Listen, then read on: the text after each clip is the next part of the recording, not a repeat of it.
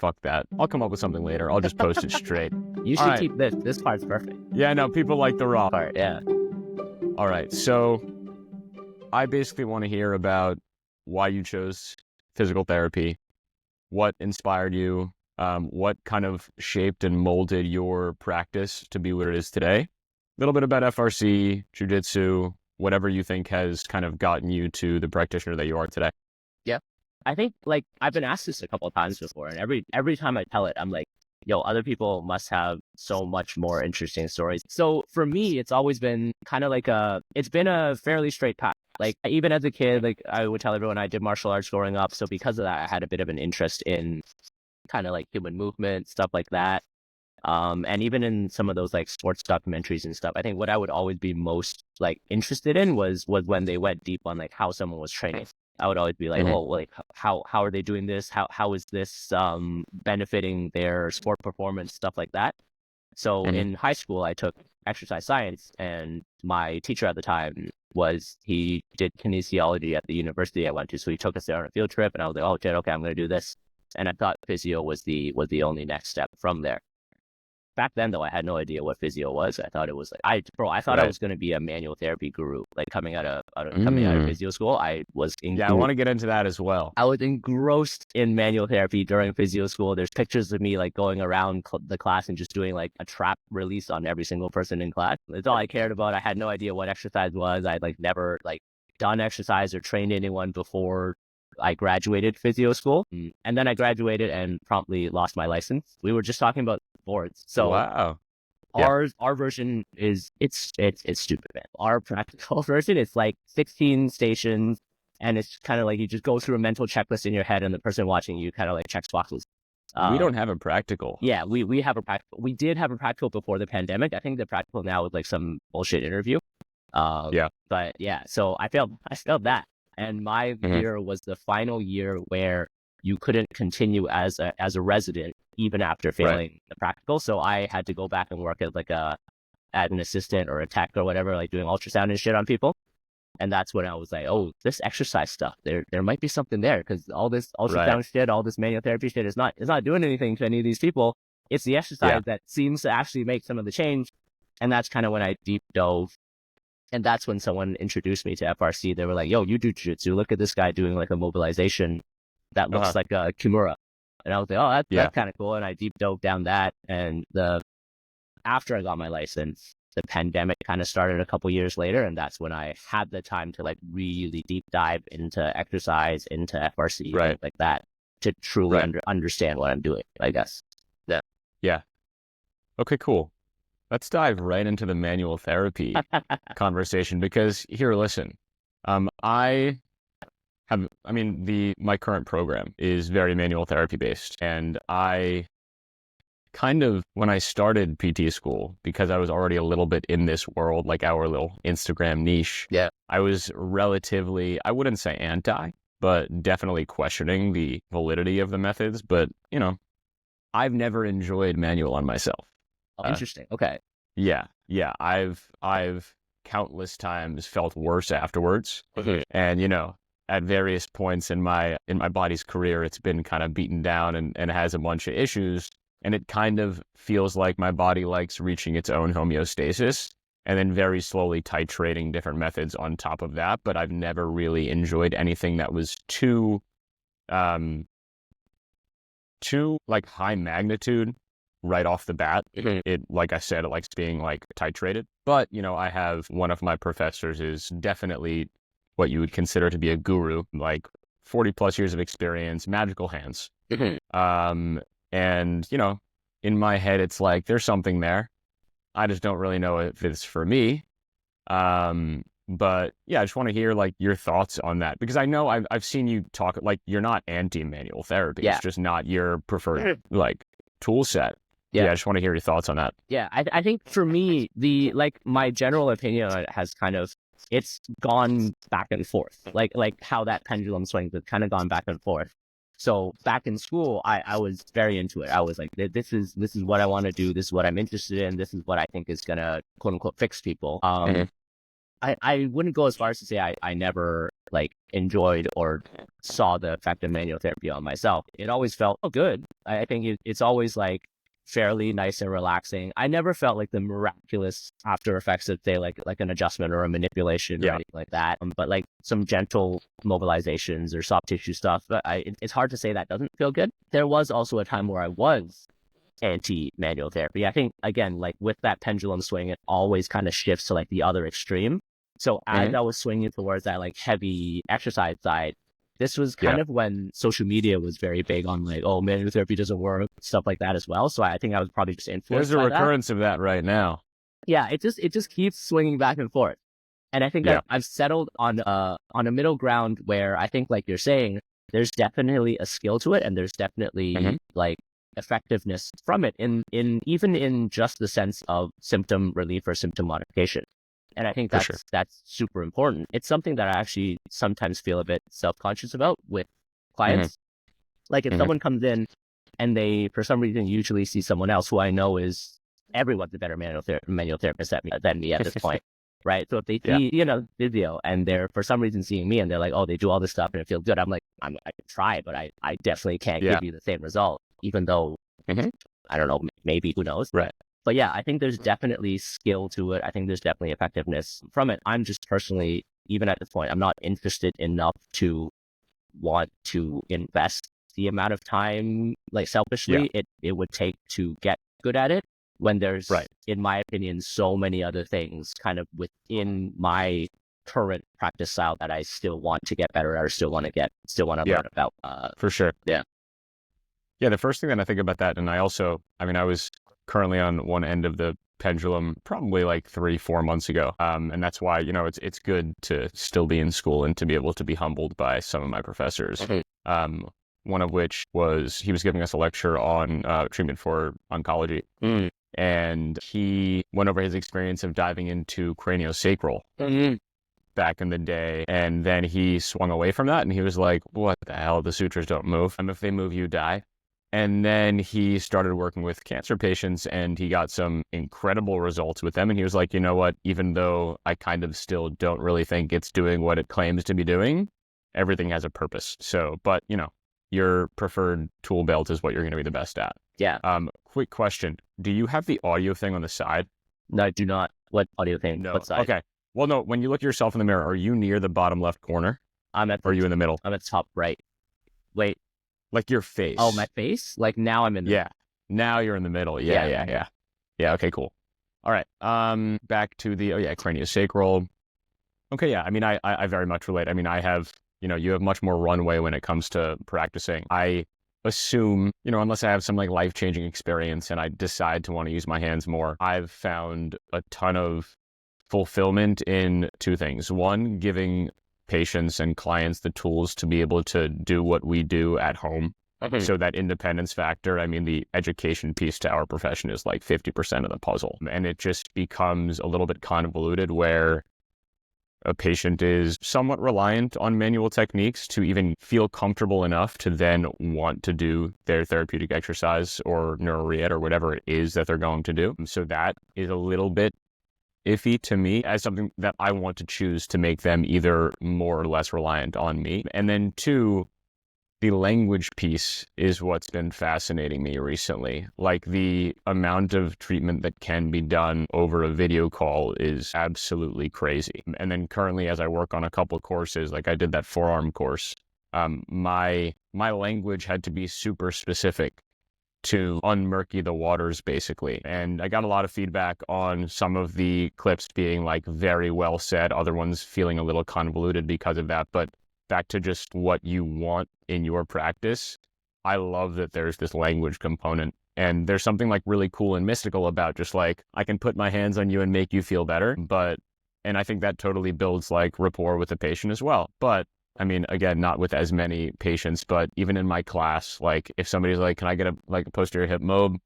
I'm like, count me out. Sorry. Like, not me. I'll have you do like a single leg hinge. Okay. Tell us a little bit about FRC. What do you want to know?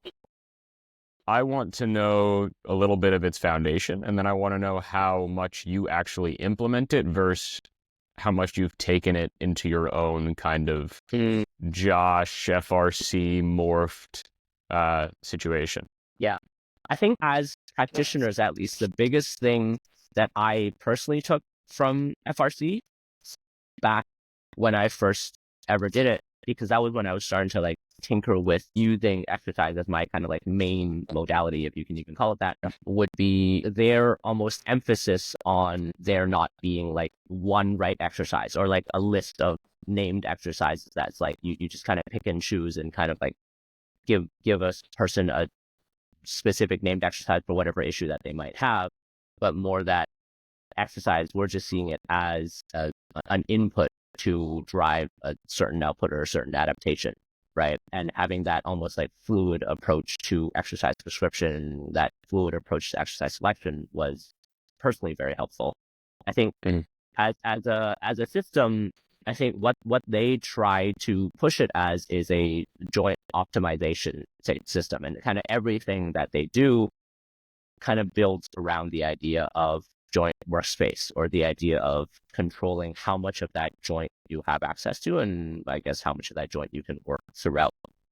And the basis of that then is your cars, right? Everything else that you're doing is in an attempt or driven to improving that car, which then improves anything else that you might be doing with that joint, because their assumption is that your car is just a representation of how good or how healthy that joint might be. And the healthier or the better that joint is, the better it's going to be at doing whatever it is that you want it to do. Right. And for everyone out there that doesn't know what a car is, it's a motorized vehicle that has 3 wheels, an engine. It's controlled articular rotation. Controlled articular rotations. Yes, you're just taking that joint throughout its entire range of motion. But what I'll tell clients is like, you're moving that joint throughout every single direction you can move in without moving anything else. So there's a lot of things that we can kind of find from that, a lot of things we can see from that. But yeah, it's kind of like the foundational piece of, in my opinion at least, the foundational piece of FRC. Right. So when you're doing a car, let's say a shoulder car, for example, what are the main things that you're looking for? So I guess with a lot of patients, the first thing I'm looking for is to see where they feel comfortable moving, where they're able to move, and where they might be pain limited, right? So where they're able to move, like with that shoulder car, as they're moving through, if they struggle to get overhead, whether that's they just struggle to get there or it hurts, then it automatically tells me that there's something that we need to look at there. And also it kind of guides exercise prescription in that we probably won't be doing too much strictly overhead if they already struggle to get their arm up overhead. Right. That makes sense. With a lot of shoulder clients as well, like rotation is probably what's going to bother them. So we're looking to see, does it hurt to kind of find some of that rotation? Do they heat the rest of their body to find that rotation? If pain isn't a factor, then are they able to isolate that joint and have it move without anything else moving? Right. Because, I mean, even though isolation isn't the only thing we do, I think being able to isolate an area, being able to isolate a tissue just allows us to more effectively drive stress to that area if that's the goal. Right? Like if we're doing the shoulder movement and everything else moves, then maybe we want to clean that up so that we can more effectively target the shoulder when we want to target the shoulder. So those are a couple of the things that we're looking at with the car. Going back to like patient autonomy as well, though, working through that car also then helps them start to see what is safe and what kind of bothers them, right? I'm sure you've seen a couple of clients come in at this point where they're like, I've had pain for so long, I don't know what I can do, but I can't do. I'm afraid to move. Right. In some ways, the car just starts to help you see like, oh, throughout all this, you're relatively safe. You can do this throughout the day without having like tense up and be afraid of it. And then all this stuff is just what we then need to build. Right. It becomes a good little comparable sign for us as well, because then we see, is what we're implementing, does that change the car in any way? If it makes it worse. Right. So it's a good test-retest tool. Exactly. Yeah. Great. Okay. Do you continue to prescribe cars throughout treatment? I do. I think cars are something that I have mixed in throughout the entirety of treatment. It's used in different ways. Like at the very start, it's kind of like how we just talked about. It's always there also as a way, like we talked about, as a comparable sign, as a test retest, just to see again where we're going, how things going.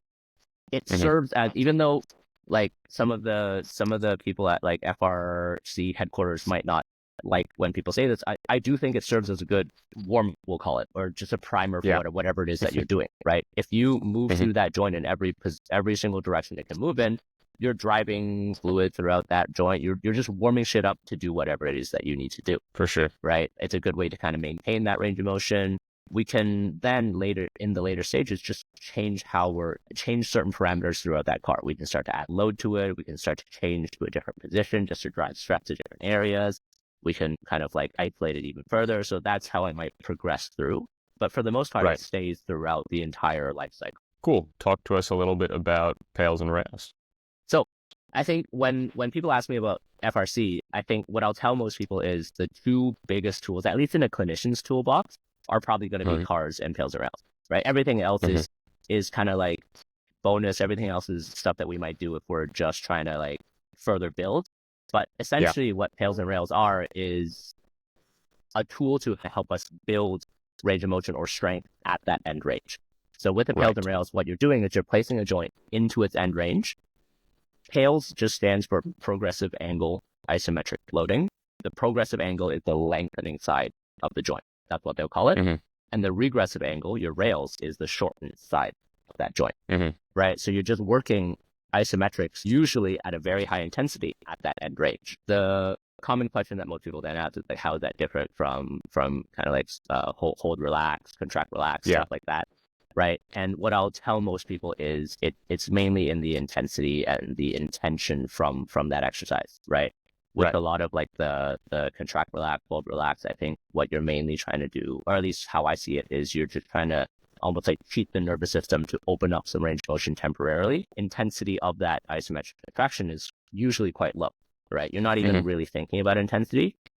Whereas with the PALs and RAILs, we usually drive that, if possible, to like a max effort, right? So you could then argue that you're trying to drive strength adaptations in those positions as well. You're trying to like drive a lot more from there instead of just trick the nervous system. It sounds bad, but you're like keep the nervous system into opening range of motion. Right. We're doing it for different purposes, I guess. Yeah. Cool. On a quick pivot. I mean, it's related, but you do a lot of lumbar flexion work, right? Yes. People love your videos of you doing, Zercher good mornings or not good mornings, Jefferson curls, which pretty cool strengths of feet. I'm not going to lie. If you had a patient come in who looks to be, actually, I'll run that back. Do you think about flexion or extension bias in your patients before you prescribe flexion work? Or if you see that they kind of really lack the ability to comfortably move into lumbar flexion, you're like, okay, let's go there. I don't know if I'm understanding your question correctly, but I do I think biggest time I think about that is when someone comes in, acute low back pain, first thing I'm probably looking for is like, are they flexion intolerant? Are they extension intolerant? Yes. Right. And I think that kind of then guides which continuum I kind of put them into. Right. If someone is flexion intolerant, then my argument is almost like, sure, we do all the early stuff to calm it down, but we probably want to then build tolerance and build strength in that flexion. So yes, for those people, we will eventually, if I'm understanding your question correctly, we will eventually build into training throughout that loaded lumbar flexion. I would probably also make the argument that even if someone's extension intolerant, we probably still want to train some of those end ranges no matter what. It just more kind of like guides how big of a priority it is in the rehab world for that patient. Yeah, that makes sense. How long did it take you were you at any point flexion or extension intolerant and that caused you to want to explore lumbar flexion? Yeah, I think that was what actually set me down this rabbit hole. It was early pandemic. It was when all the gyms were closed. I was lifting in my friend's basement. I hadn't lifted in a long time. So I was deadlifting. I was trying to keep things quiet because I was in his basement. So I very gently set the bar down and I felt my back go, and I would like lift it off to the side right away. I laid down, did some like repeated extensions right away, prone press ups. It was like the classic. And after that, I was like, I never want this to happen again, because I had clients the next day. So I went into clinic the very next day, listed to the side. It was the only time I took like one of those handheld TENS machines, and I just had the TENS on my back the whole fucking time during the session or during the day. I had a full day that day.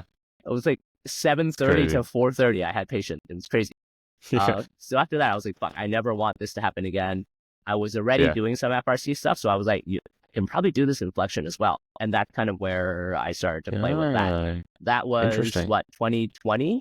And it wasn't until maybe 2022 that I attempted like a body weight Zercher deadlift or Jefferson curl. Oh, wow. Okay. So that was a long time. It was like slow building. And I think it would be like anything else.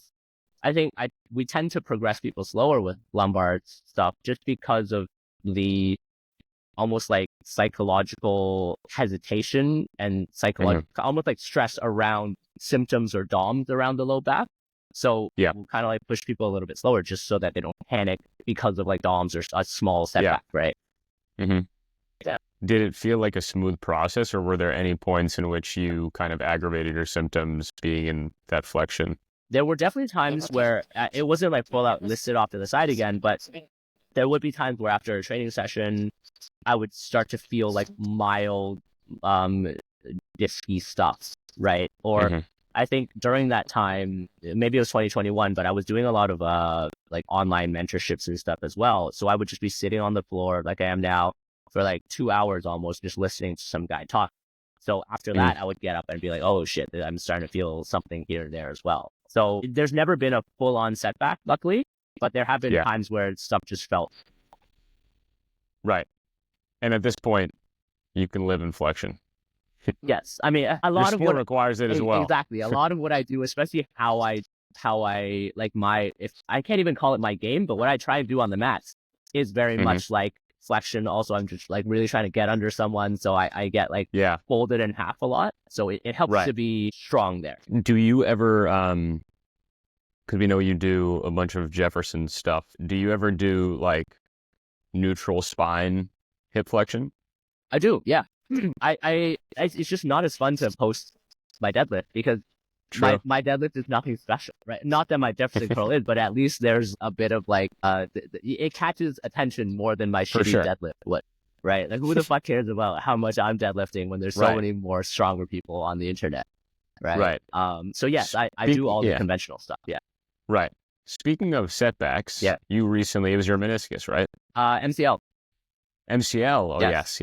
And how is that doing? And I want to hear about the recovery process because honestly, I was very upset when I saw that you injured your knee, but at the same time, I was like, this is going to be cool. Yeah. It was a really cool journey watching you get to where you are right now. It was fun. It was definitely fun. I think the funniest thing I can say almost is the injured MCL is, ironically, it's on maybe not ironic, but it's on the leg that I don't demo a lot of things on. Like most of the stuff I do, like all my hard internal rotation, tibial external rotation stuff, I do all that on my left side, at least for the camera. And of course, I train both sides, but I do so many more reps of my left side, and the MCL that popped was my right. So maybe it's a case to be made to train both sides or whatever. But it was an interesting time because it was almost like, I think it was like 2 weeks before I was flying to Japan, and I had like a bunch of hikes planned and shit like that. So I was like, I gotta clean this up as soon as possible. I was limping around in clinic. I was trying to like accelerate the rehab as quick as I could. And Amanda, I think you might have seen Amanda in some of my clips, some of my content. She's just a physio I work with, but she was like, Josh, you gotta fucking stop. You gotta like just let your knee calm down first. Because I was trying to do istos like right on day one, and it just kept ballooning up again. But yeah, it was an interesting process. It was a good way for me to like really test out a lot of things that I believe in, and a lot of things that I make people do as well. I forgot what the question was, but no, I just wanted to hear about that, how it's doing now as well. But I mean, what I kind of wanted to get to was how much were you kind of able to put your own methods to the test on yourself and kind of feel it out through the process, and if that was a cool experience. Yeah, it was very much so. I think the biggest thing that I think we'll all notice when we're rehabbing ourselves is I don't give myself the same timelines as I would give clients. Like if a client came in and they're like, yo, 2 days later, it's still swollen, it still hurts, I'd be like, yo, calm down, give it some time. It's only been 2 days. But for myself, I'm like, fuck, I got a trip in 2 weeks. I got to clean this shit up as soon as possible. So that was a big one. There was also a time where, because I was so busy, like as soon as I got back from Japan, I just couldn't really stress it as much. I couldn't really push it as much. So it just almost like stalled at like 95% better for a long time until I finally got off my ass and started doing shit. But at this point now, as one would hope, it's fully clean. Haven't had time to train splits in a while, but I would be confident going back into splits as well. Right. Without having the MCL be an issue. It's been a fun journey. How quickly did you go back to jiu-jitsu? So the trip kind of threw a wrench into things. I would have felt, even with my kind of like timeline for a lot of clients, like the whole return to sport process that I'm working through for a lot of clients, I would be comfortable going back on the mats about 4 weeks out from injury. But that would be in a very diminished sense, more kind of like just drilling, almost like no resistance, no chaos involved. But like positionally, I would have had all the pieces there by about 4 weeks out. But by the time I got back from my trip, it was maybe about 6-ish weeks out that I was back on the mats. And by then I was comfortable enough to do most things, just not full intensity. And I just didn't wrestle. I didn't play with takedowns, stuff like that. Right. Back to the chaos. Talk to us a little bit about your more like ballistic type, rebound type. I mean, those things, do those get views? I feel like those get views. I love the shit talking that generates. That and the spinal flexion stuff is what usually gets the most hate.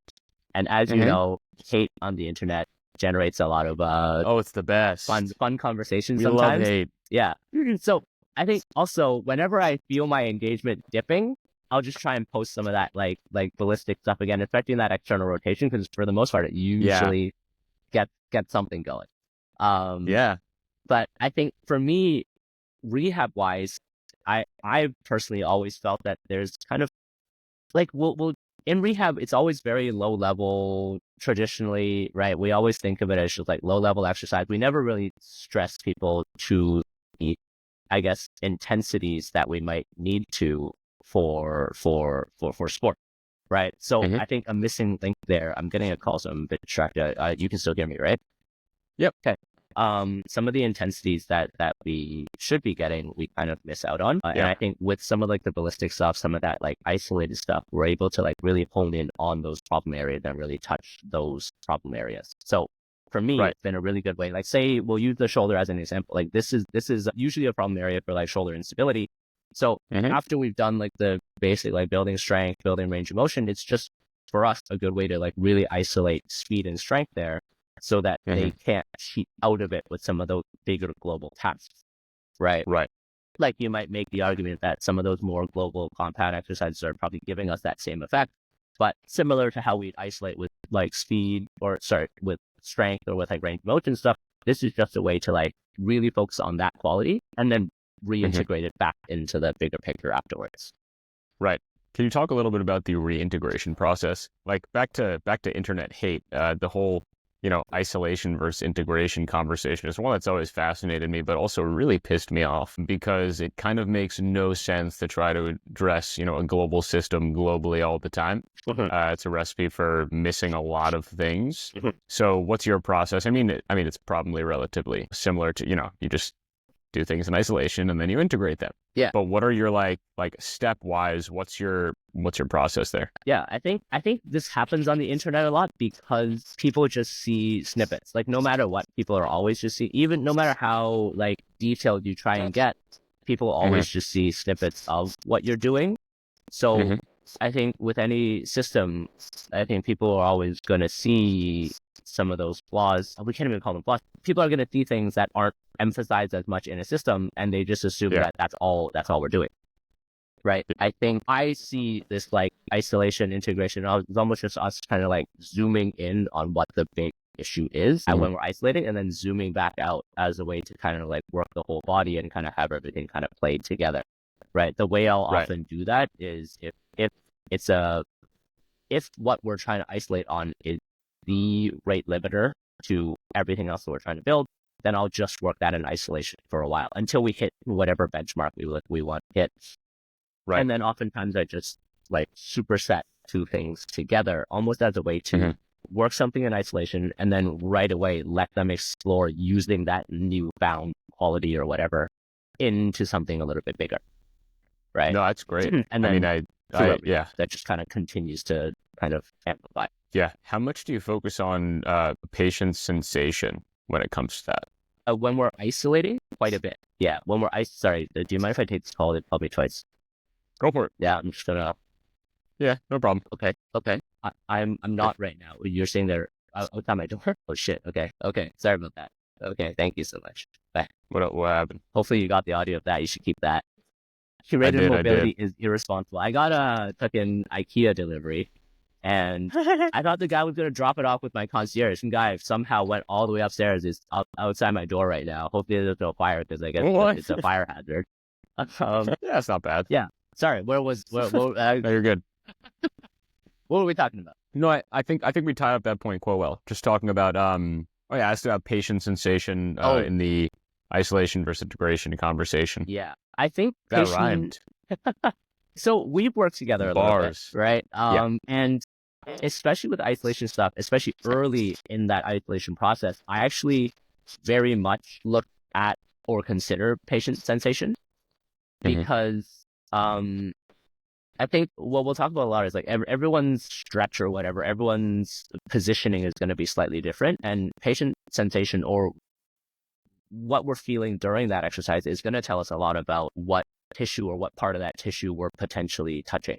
I don't think it's the only thing we should be looking at because sometimes that can be a little bit skewed, but I think it's very important in telling us whether or not we're touching the right thing, but it's also very important in almost like educating the client on how we're trying to fish for that thing or how we're trying to affect that thing, right? And if we can set up a position where it's like, okay, that's that tissue, they can then, instead of just memorizing the exercise, they can then start to search for that themselves and find ways to target that themselves. It goes back to what we were talking about earlier, where it's like, there's no one right exercise. We're just trying to find a way to isolate that tissue and work that tissue.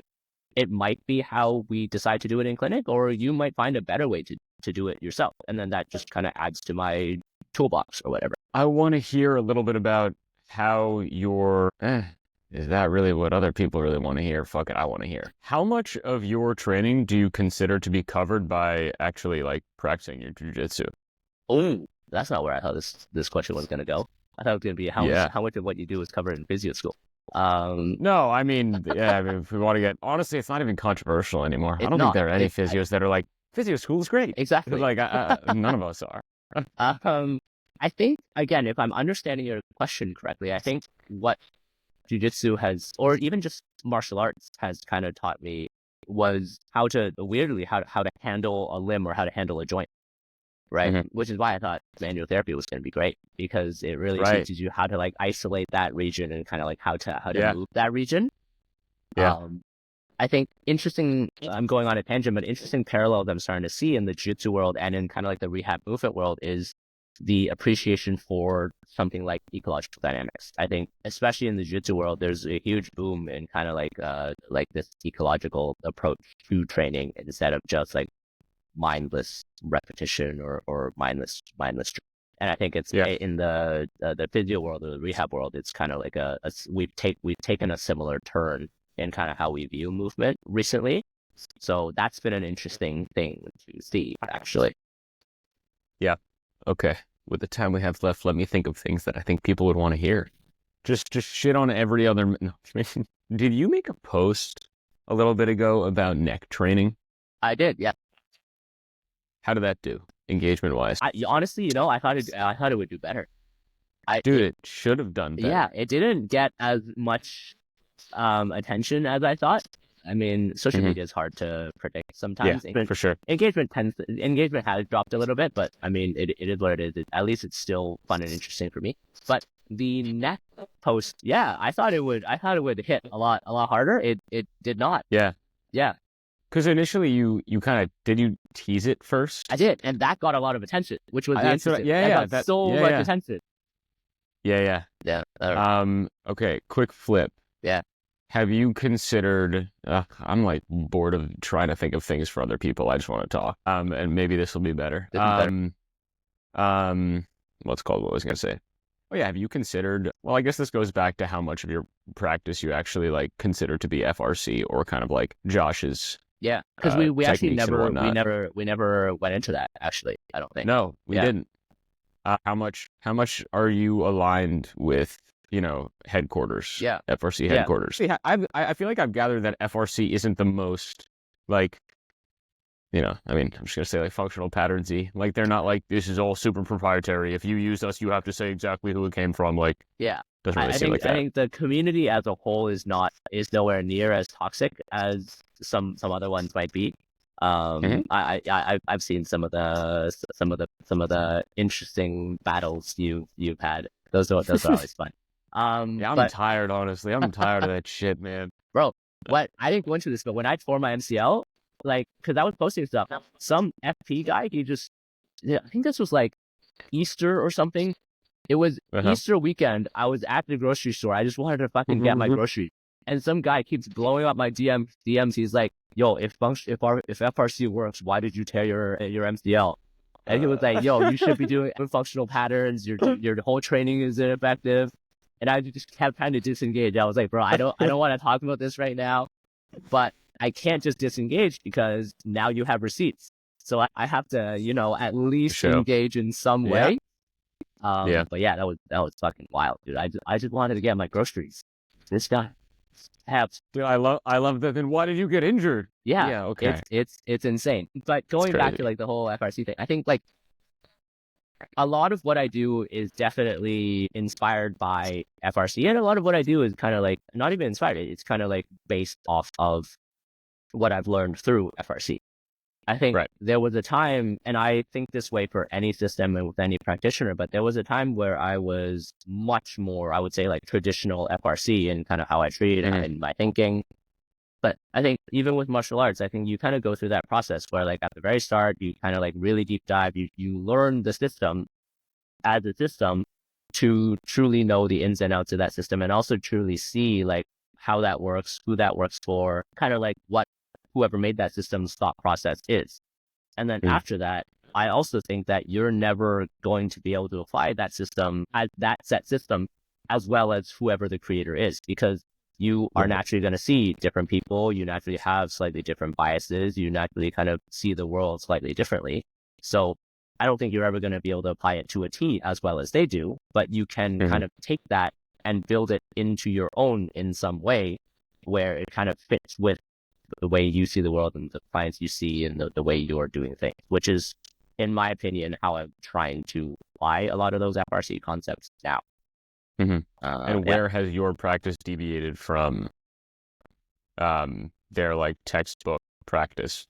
I think biggest thing is how I sequence some things and kind of how I use some of those exercises, if we call it that. Like I'll still use a lot of warm-ups. Hey, he said it, not me. I'll still do a lot of cards. I'll still do a lot of like tails around. I just kind of sequence them a little bit differently, and I kind of do them oftentimes for slightly different purposes.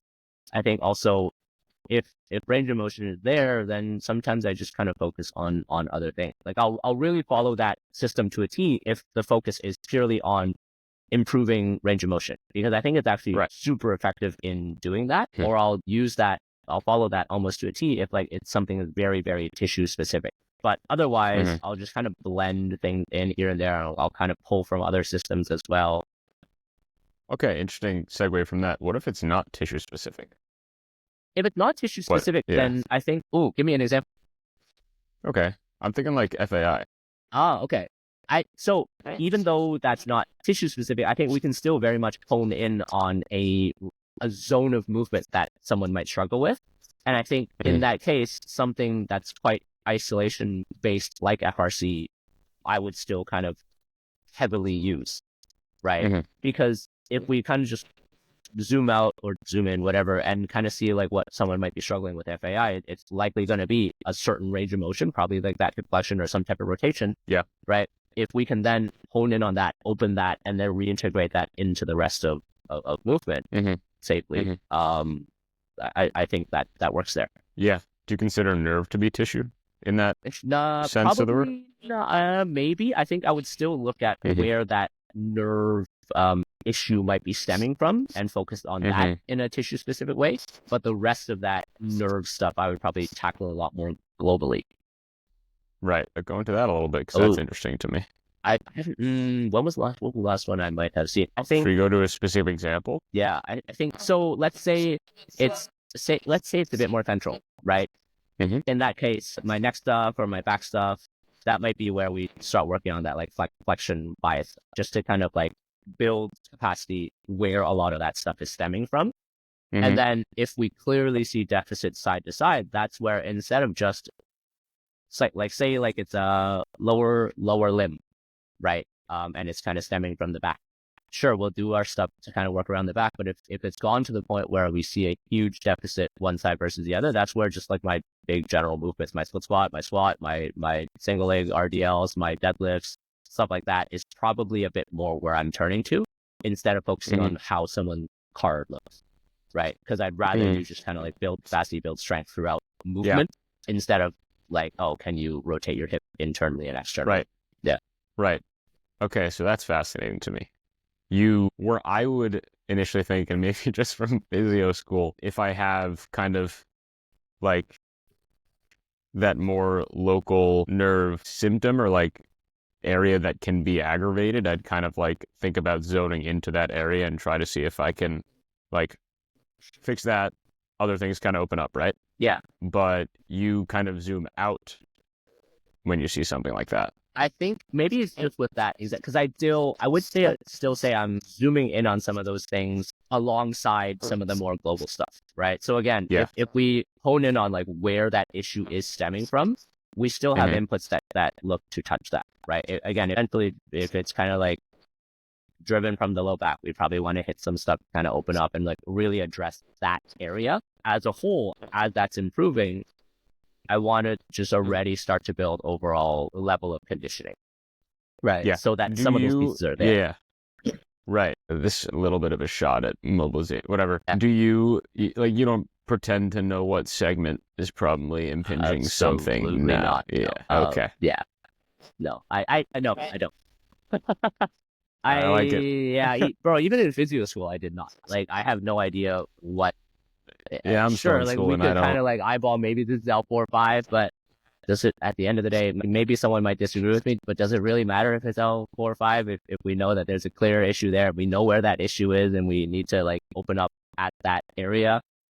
Yeah. Who cares what we call it? I guess I don't know. I got you, man.